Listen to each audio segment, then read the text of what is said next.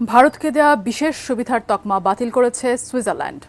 বার্নের এমন সিদ্ধান্তে দুই দেশের বাণিজ্য ও অর্থনৈতিক সম্পর্ক নতুন করে চ্যালেঞ্জের মুখে পড়বে বলে ধারণা করছেন বিশেষজ্ঞরা। প্রশ্ন হচ্ছে, মোদী সরকারের বিরুদ্ধে কেন এমন সিদ্ধান্ত সুইজারল্যান্ডের? বিস্তারিত শেখ ফরিদের রিপোর্টে।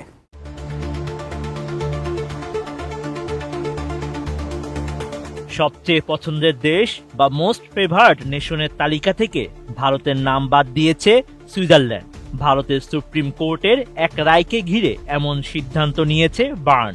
14 ডিসেম্বর ভারতীয় সংবাদ মাধ্যম টাইমস অব ইন্ডিয়ার এক প্রতিবেদনে এমন তথ্য জানানো হয়। বিশ্ব বাণিজ্য সংস্থার নিয়ম অনুযায়ী কোনো দেশ যদি অন্য একটি দেশকে মোস্ট ফেভার্ড নেশন মর্যাদা দেয়, তাহলে সেই দেশকে শুল্ক ও বাণিজ্য সংক্রান্ত বিশেষ সুবিধা দিতে হয়। এতদিন ভারতকে এই সব সুবিধা দিয়ে আসছিল সুইজারল্যান্ড।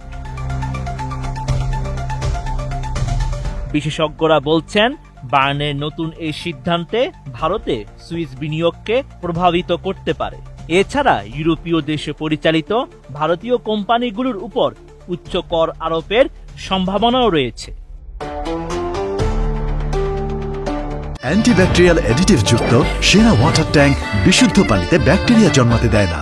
মোস্ট ফেভার্ড নেশনের ধারা অনুযায়ী ভারত ও তৃতীয় কোনো organisation for economic cooperation and development দেশের মধ্যে লভ্যাংশ, সুদ, প্রযুক্তি সেবার ফির উপর কম করের হার প্রযোজ্য হবে। তা সুইজারল্যান্ড ও ভারতের ক্ষেত্রেও প্রযোজ্য। ভারতের সুপ্রিম কোর্টের একটি রায় এক্ষেত্রে বাধা হয়ে দাঁড়ায় 2023 সালের সেপ্টেম্বর।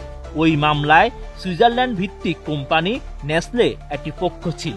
ভারতের শীর্ষ আদালত জানান, ভারতীয় আয়কর আইনের 90-1 ধারা অনুযায়ী প্রজ্ঞাপন ছাড়া এমন দ্বৈত কর নিরসন চুক্তি কার্যকর হবে না। এই রায়ের পরিপ্রেক্ষিতে ভারতকে কর ছাড় না দেওয়ার বিষয়ে কঠোর হলো সুইজারল্যান্ডও। দেশটির ফাইন্যান্স বিভাগ জানায়, ভারতকে প্রজ্ঞাপন ছাড়া আর কোনো বিশেষ সুবিধা দেবে না সুইজারল্যান্ড। তাই আগামী বছরের 1 জানুয়ারি থেকে মোস্ট ফেভার্ড নেশনের সুবিধা স্থগিত করার সিদ্ধান্ত নেওয়া হয়েছে।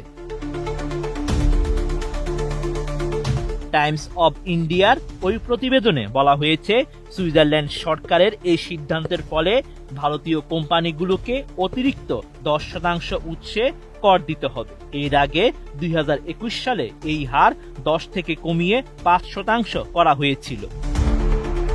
Sheikh Farid, ATN news.